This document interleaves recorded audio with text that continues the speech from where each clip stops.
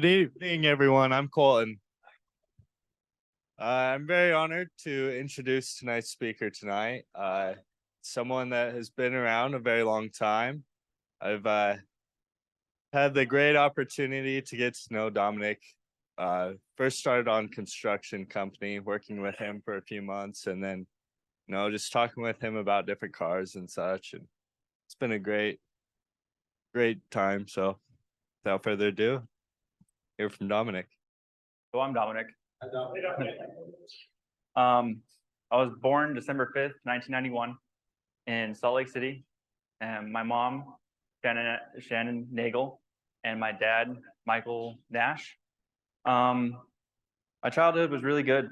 I grew up in a split family. My mom and dad were never married. Once I was born, my dad left to the Marine Corps and started traveling the world and doing that. At the age of 2, my mom found my stepdad and they got married. I call my stepdad Dad because he's the one who actually raised me. And my stepdad has always been there for me and he's helped support me financially, and he's just who I recognize as dad. And in this story, I'll refer to my biological father as my father. School was good. I loved school and learning in my early years. I only had a few friends. I wasn't very social. I mainly hung out with my brother. So I really enjoyed academics. I just kind of liked to learn and kind of spent time on my own. And I was bullied a lot in school, mainly elementary and some junior high. I don't know why. I was just always reading books and stuff. They like to take the books out of my hands, and I got bullied a lot and picked on a lot in junior and in school. I was diagnosed with ADHD at 10 because I was just hyper off the walls. Couldn't sit in my seat, always distracting all the other kids in school. So the teacher told me told my mom that I had to go get checked for ADHD, and was diagnosed. And they put me on medication at a very young age. I was 10 years old.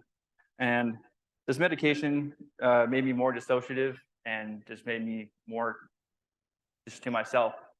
I still would sit there and read and watch the History Channel and all that stuff. I retained all that information. I love science. That's just what I always spent my time doing, was reading and learning stuff. I do think that this medication that they put me on started my road to addiction at a young age.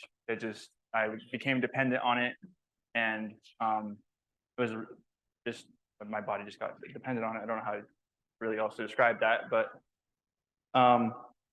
academics, like I said, I liked sitting in the classroom. Once I got my medication, I just liked doing my homework. I never turned it in though. Like my mom would always tell me, I always did my homework, but I never turned it in. So,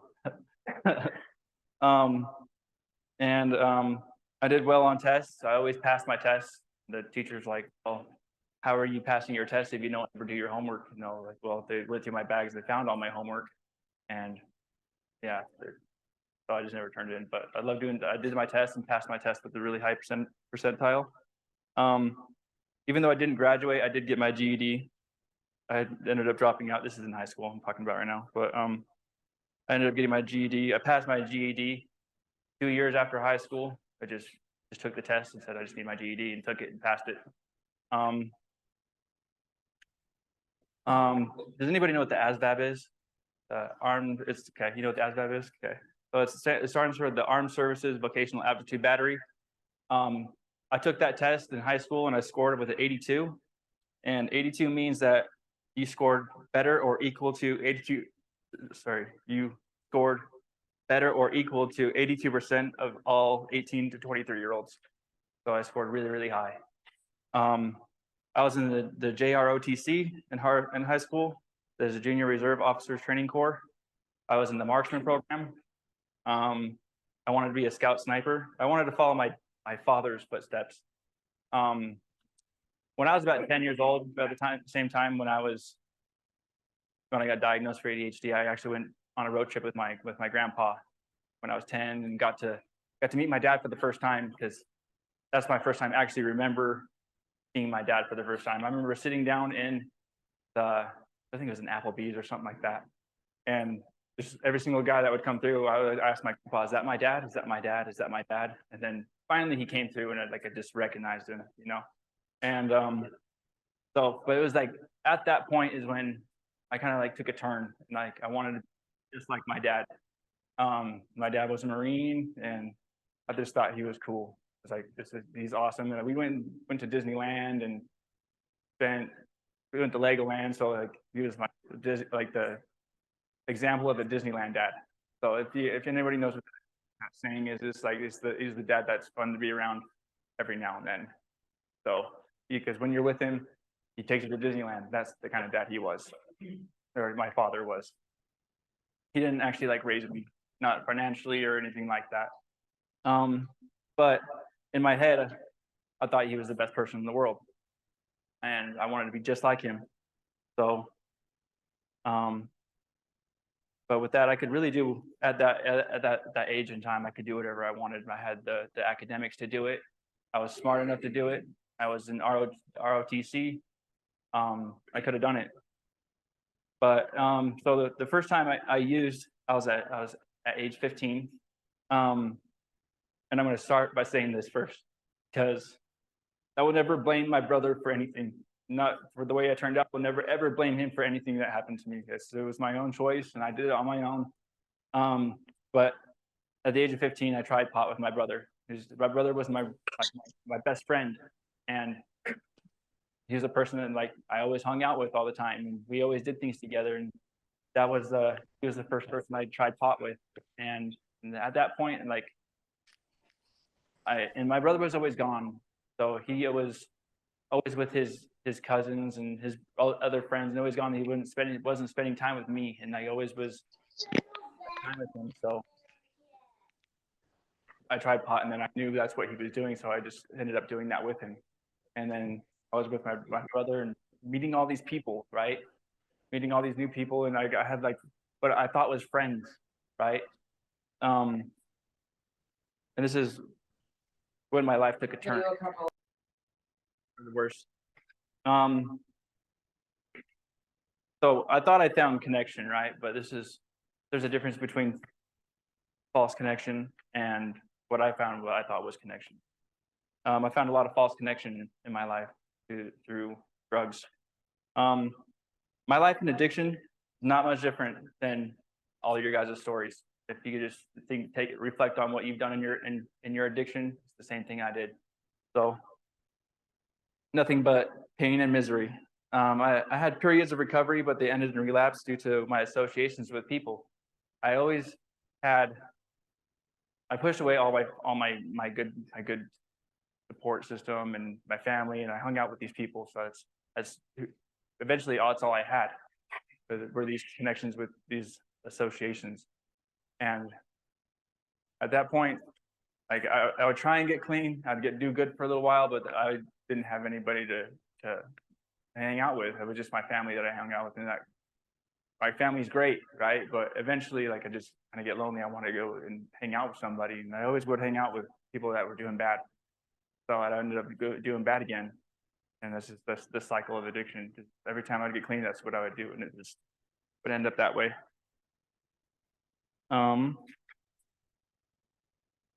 Like I feel like I restarted like 1,000 times. Like every single time I'd do good, and then I'd fall back into it. I'd have cars, apartments, houses. I'd always have the stuff, but I would never be able to keep it because I always fall back into addiction and lose it all, pawn it all, whatever, So that's just the cycle of my addiction, just over and over and over again. It's insanity. So on August 26th in 2016, my brother died of a heroin overdose, and I was in the RSAT program on work release when this happened.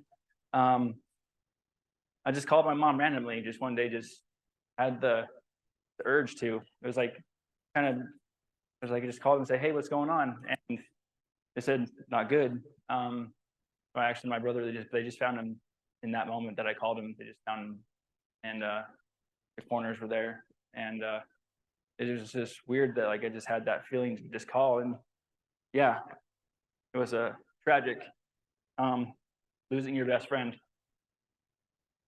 and your brother that you've known your entire life to addiction.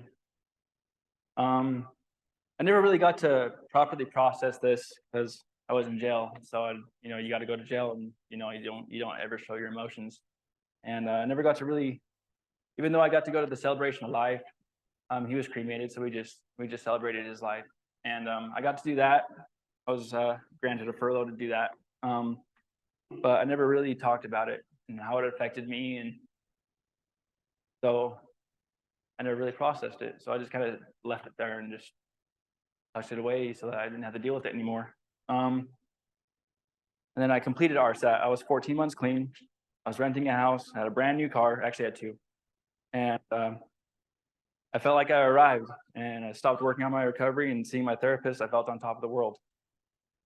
Prior to completing RSAT, I was dating a girl early in recovery who ended up relapsing. She was someone I knew from the past, and I thought I could fix her. So 4 days after I completed RSAT, I believe it was 4 days, I had a major OD, and this one, I've had many of them before, but this one I just couldn't deny because it was just so crazy, and it changed my life forever. So I'm just gonna go and just read off all the stuff that happened to me during this. That way and I'll tie it into the end. So I was resuscitated twice. I was in AFib twice, and I had to be resuscitated twice. I was taken to Katy Hospital. I experienced a stroke in my left cerebellum. And the cerebellum is at the base of your brain. It controls your motor functions and like your eyes. I broke my jaw on both sides. I broke 10 molars. My jaw was wired shut. I remember eating food with my broken jaw. It was just one of those memories I had when I was in the hospital. I don't know how I did it, but I did. I inhaled my teeth and my lip ring. I could not get an MRI because of the metal in my lungs. It took 7 tries to get it all out of my lungs so they could do an MRI just to check for brain damage. I was life flighted to the U of U for a higher level of care. I was in the hospital for 11 days. 4 of those days were in a coma intubated. I don't remember anything of the event or even days before. I don't even remember graduating RSAT. So there was an event that happened. I don't remember this. My mom told me this, but my dad came and like gave me a hug, and I was lucid. I don't remember this, but I was conscious enough to say, because my dad got this tattoo on his arm right here of my brother, and it's super real. It's like one of the most realistic tattoos I've ever seen. It looks just like him. But I said to my dad, I said, he saved my life.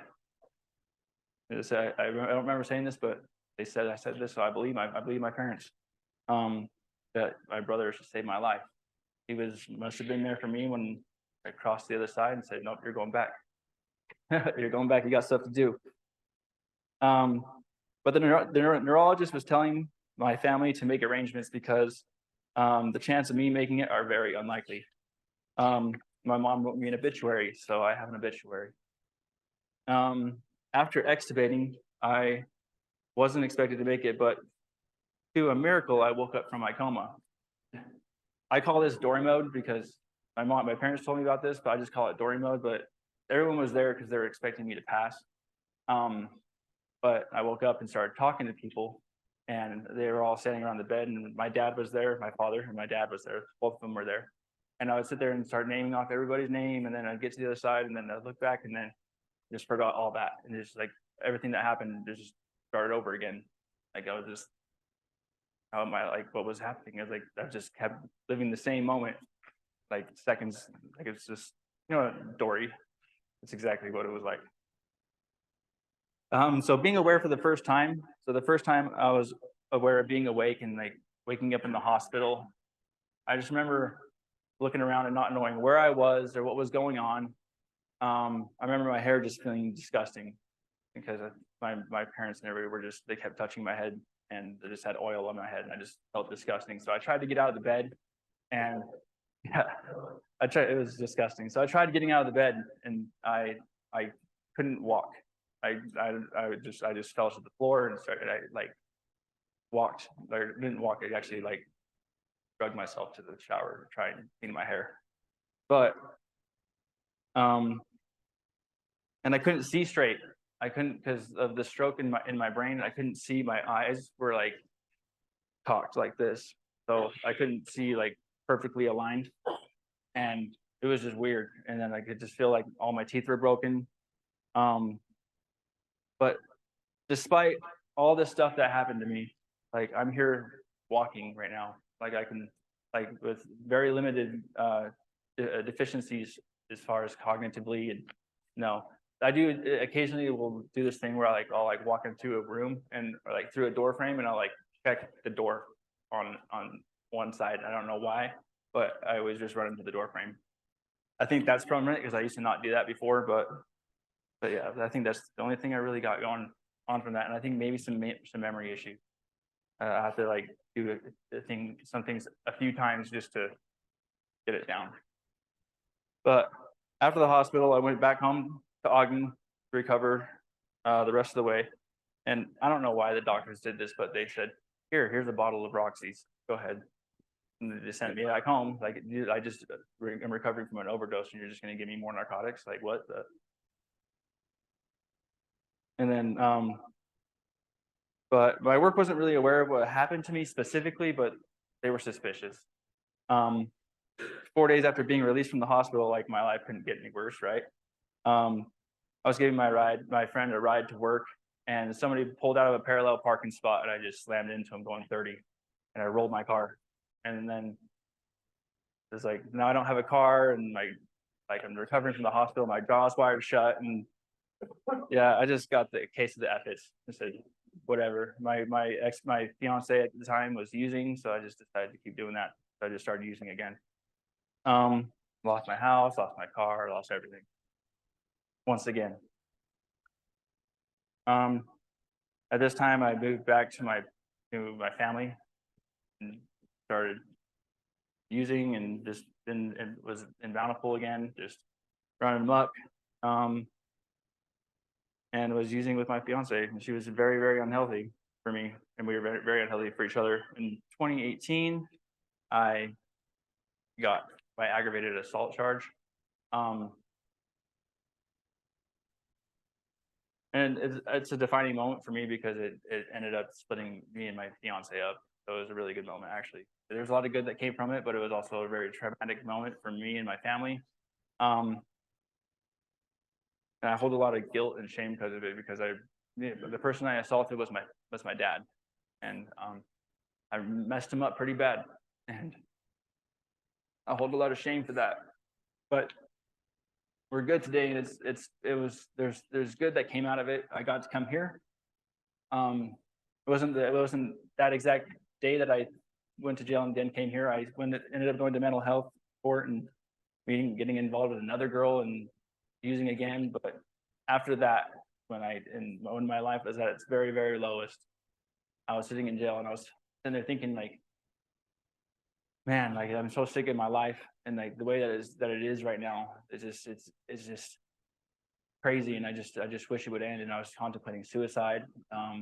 But my mom and my grandma came and visited me, and they said, well, what about the Red Barn? And I said, are you kidding me? 2 years? Tripping. But I went to my cell, and I thought about it, and I prayed on it. And actually, I thought about it, like, you know what, I don't have anything going on for me anyway. Like, I think it's probably the best option. And I woke up and I thought about it some more, and then I just wrote a letter. I actually wrote a letter to the other side too, but I thought to myself, the first place that hits me back up, I'm going to. And it was the Red Barn. And I saw Alan, and he gave me a good cut in the interview. I don't know if anybody remembers those days. Has anybody gotten a haircut in their interview? Oh no? Okay, yeah. I was like, what is going on with this guy? Right?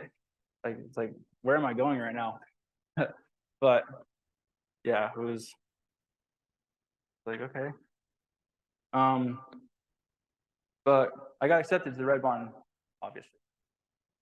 The day that I got that Alan came to come pick me up is the same day that Dave Rocher came and like saw me and was like, "Hey, you want to come to the other side?" I was like, "Well, I'm already going to Red Barn." I was like, "Okay, see ya." And but so Red Barn wasn't easy for me at first. I don't think it was for anybody. Did anybody have an easy day at Red Barn in the beginning? No? Okay, I mean neither. Yeah, so hours and hours and hours and hours as an intern. I swear I got a 12 piece every Monday and Thursday. It was like nonstop. I just had residuals from games against Rob. Actually was my tribe leader at the time back in the day. Remember? Yeah, every time, every single time. And I was like, "Wow, this place is crazy." And I thought about leaving numerous times, but I sat down and was looking at the trail. Actually, we're out there cleaning the trail, and I was sitting there looking at the trail. And Jason Webb at the time was like, "What's up, man? Come with me." And so we came, and I sat me down talking to Alan, and like, "Hey, man, just give yourself a chance, man. Give yourself a break. You know, give yourself 90 days." I said, "Okay, I can do that. I can give myself." And he's like, "Then we'll think about it again after that." I said, "Okay." Waited 90 days and stuck it out. And I started feeling better about it, started learning some stuff. I was still getting broke off. Like, don't get me wrong, I was still getting in a lot of trouble. I think I've probably done the most hours out of anybody in this house. All combined, about all 3.5 years of being here, I think I've done the most hours. Um, but that was my first part of my program, you know, and I think my biggest accomplishment during the first part of my program was staying. I think that 18 months really prepared me for what happened next. I made some mistakes. I didn't hold somebody accountable. I didn't use the process. I should have held somebody accountable that would do something pretty egregious, and I didn't. Instead, I tried to cover it up, trying to make sure that he didn't get kicked out because I felt bad that he was going to lose his program and possibly his life. And you know, that's the kind of justification I put in my head to try and make it okay, right? But if I would have just done what was right the first time, I wouldn't have had to restart. But I'm super glad that I did, because give me a second, guys. I need to get some water. I'm super glad I did, because I was at 18 months and was thinking working out, but I was also thinking about staying a third year too. And I just couldn't make the decision. Like, is anybody here that's committed to a third year? Raise your hand. Okay. So you're sitting there, that thing that you go through. Should I stay or should I go? Should I stay or should I go? That mind game that you play with yourself. Yeah, it was pretty rough. And I played that mind game for a while, and I decided, hey, I'm just gonna pray about it. And I did, and I said, well, hey God, I actually thought I decided to work out. And I said, well, hey, God, please help me learn what I need to learn while I'm here. And my prayers were answered. I got restarted. So, 18 months into the program, I restarted it completely over. And I remember I sat on the bench for like 3 days, and like I thought, okay, like, well, you know, I got some money, I can leave, I can go get like a van, you know. But I was like, that sounds terrible.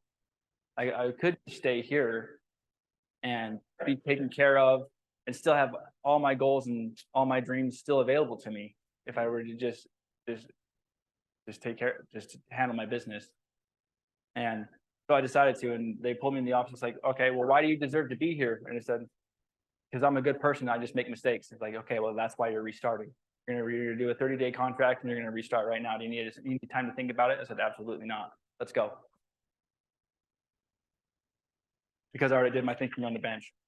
The bench is really helpful when you need to make a really good decision. Yeah.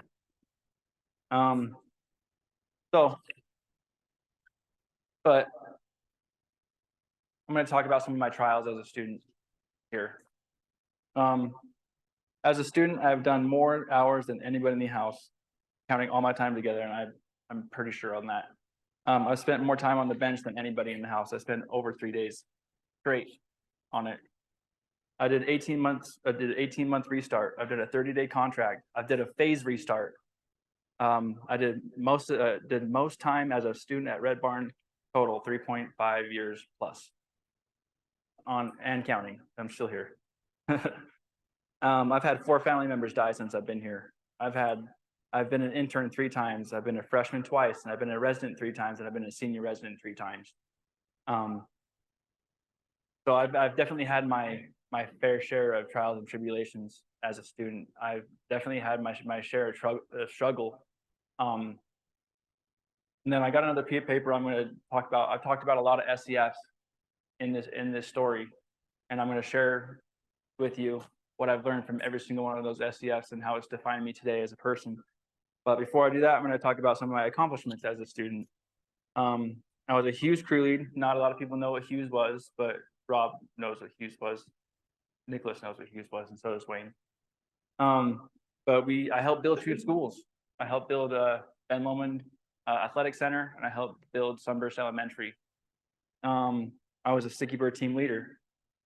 I was a Red Barn construction foreman and construction manager, not for very long, but I was. I helped build a lot of the campus that you guys have the pleasure of being at. I helped with a lot of the floors that are on the other building. I helped put those in. I helped finish the outside of the camp house, all the white, all the soffits, the fascia, the trim, the cupolas, all the finish on the cupolas, and I helped do a lot of that on contract. I did on contract. Yeah, I put a pretty big thumbprint on a lot of the stuff here. I'm very, very grateful for that, because I feel like being able to get in there and be a part of something and really help me feel a part of instead of apart from. And I got to focus on that. And then really, I feel like it's what saved my life, honestly, is all those construction projects, being able to get myself in there and just stay out of my head, really. I helped paint these stairways on both sides. It took a long time. And I've been a part of finishing and completing over 75 projects with RBC. And as a mover, I've safely driven a Big Red 50,000 plus miles without ever damaging the truck. And I've been a part of and helped inspire 100 plus people to make positive changes in their life as a brother. And as a workout, I've secured 2 jobs in recovery, one with Odyssey House as a behavior technician, and the other with USARA as a forensic peer support specialist. I don't make a lot of money doing this, but it does feel good, and it's fulfilling, and I love going to work. So as I talked before, like the false connections that I have, what I learned from that is don't change yourself for the acceptance of people who don't care about you. People who care about you love you for who you are. Associations with people in active addiction, you become who you surround yourself with. I love the quote that says, "Show me your friends and I'll show you your future." When I avoided talking about my problems in my life, and my brother's death, I learned, talk about your problems with people who love you. You don't have to go through major pain alone, and you shouldn't. Watch out for the feelings of being in control or on top of the world. This is a red flag. It leads to complacency, and when you stop working, and then you stop working on yourself, and that's when you relapse. You always got to be working on yourself. Recovery is not a destination, it's a journey. Dating early in recovery and dating someone early in recovery. Don't do this. It's like a ticking time bomb. It's just waiting to cause trouble. And in my overdose, I realized, like, I should have been dead. I should have been dead. I don't know why, but I think it's because I have a purpose in life. After being at the Red Barn, I think I found out what it is. I think it's to help the other people. With my assault charge, it ultimately brought me to Red Barn, and it got me away from my ex, which was good. And all my past relationships, girls mess with your priorities and goals. Find one that complements them. Find a girl that wants you to achieve and succeed. Don't throw your goals and dreams away for a girl. You regret it. And then with my restarts, it showed me that I can do incredibly hard things. It showed me how committed I am and how dedicated I am to my why. And my overall story tells me that I am not my past anymore. I am my present and my future, and I get to write my own story. Thanks, guys. Adam. How has your spirituality changed since you've been in the program? A lot. I think I've been more aware of it for sure. I think that really all started happening when I experienced my overdose, is when I started taking a look at things from a spiritual perspective, because I don't know why I'm alive still, and there should be no reason why I am, but nobody else thought I should be. And like, that's when I started taking a look at that, like there's a purpose for everything, and that I'm just a part of the purpose, and I need to figure out how I can be a part of the purpose, and whatever that divine power that has kept me alive today is guiding me today. And that's how I used to look at things today. So I was, before all this, I swear I think as atheist is what I claim, but now I believe in God, and I believe in Jesus, and I believe that there's a higher power that's guiding me today. What is your definition of faith? It's just believing without it's just believing without evidence that there's something that, does that make sense? Oh, definitely. It's definitely helped me, because I just know that if I were to leave the program, that my life would suck. But I believe that if I stayed, that my life was going to be great no matter what. It doesn't, maybe it's not the way I imagined it in my mind, but I definitely did imagine a lot of things and did trip a lot on the future, but it's great today. And I just knew that if on the other side of all my struggle, there was going to be green grass, and it was going to be awesome for me. And it is. So I really enjoy my life today, and I get to be a part of something bigger than myself, and which is something that feels good. Brad. There's something new that you learned about yourself the second time through your program. I learned that I need to give myself a break. That I'm really hard on myself. I learned that I can do incredibly hard things, and that I have a lot of people that love and care about me, and that, you know, I actually love and care about myself too. It's been a road to learn how to care for myself, and I think I learned that a lot in my second part of the program. We always say that the opposite of addiction is connection.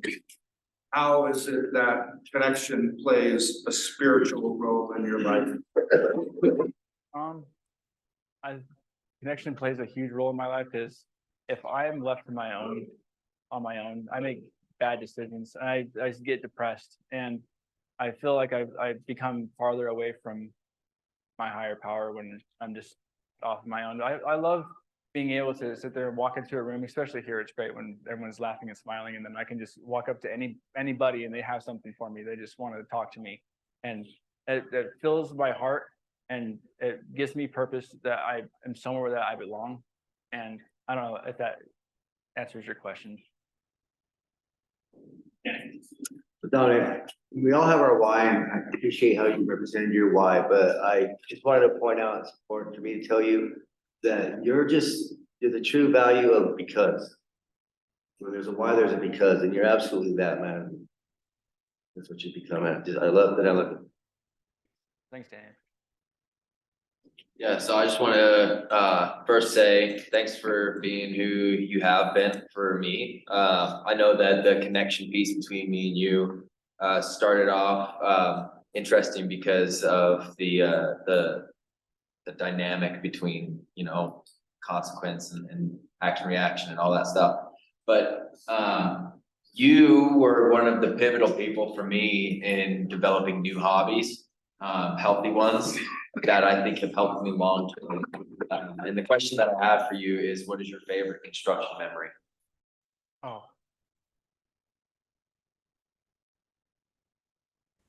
I don't know. We were painting this roof once, and I remember just being terrified because Kenny would sit there. They came up with this contraption to like sit there and paint this roof, and he almost fell off once, and yeah, but it ended up being funny.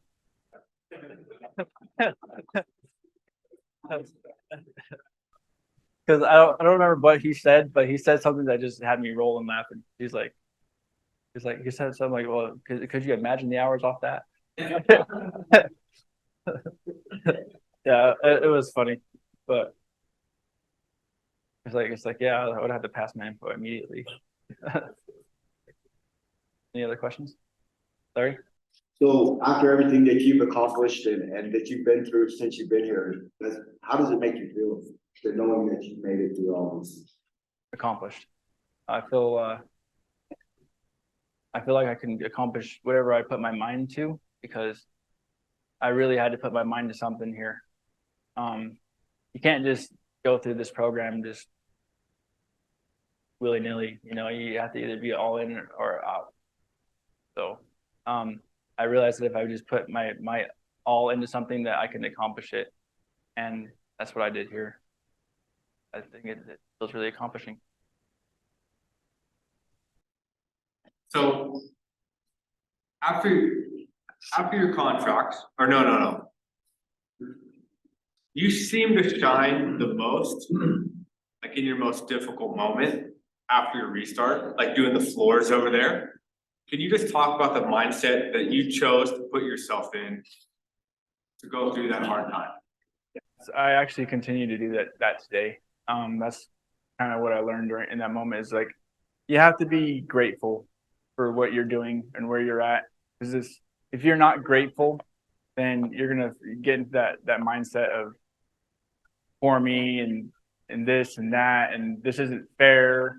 And in that, because in that mindset of this isn't fair for me or whatever, that's when you give yourself a justification to do whatever bad that you're thinking about doing, whether it is to relapse or to leave or anything like that. That's that mindset that gets you to do that.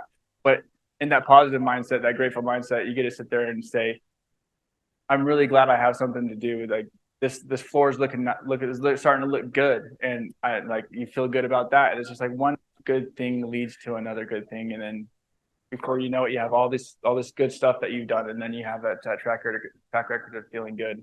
And I think that's what you need to like focus on, is all the good that you have around you, because at that point, then you really have nothing to be ungrateful for, because you're grateful all the time. I don't know if that makes sense or not.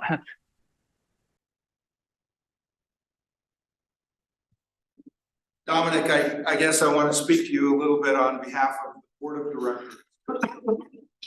Because you are exemplary and are exactly why we do what we do. And I'm certain that every member of the board of directors would support my thoughts about you and where you've come from. The fact that this was not a breeze for you.